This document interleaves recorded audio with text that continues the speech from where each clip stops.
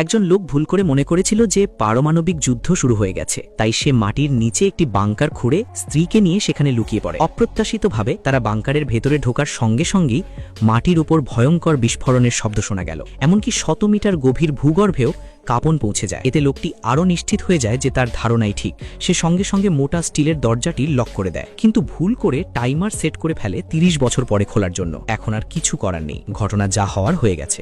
অভিযোগ করে কোনো লাভ না দেখে তারা বাস্তবতাকে মেনে নেয়। ভাগ্য ভালো বাংকারে পর্যাপ্ত খাবার মজুদ ছিল, কিন্তু তারা কল্পনাও করতে পারেনি অতিরিক্ত দুশ্চিন্তায় স্ত্রী হঠাৎ তীব্র পেট ব্যথায় কষ্ট পেতে শুরু করে। মাত্র 3 মিনিটের মধ্যেই তাদের সন্তানের জন্ম হয়। দম্পতি আনন্দের সঙ্গে সন্তানের নাম রাখে গৌশেং।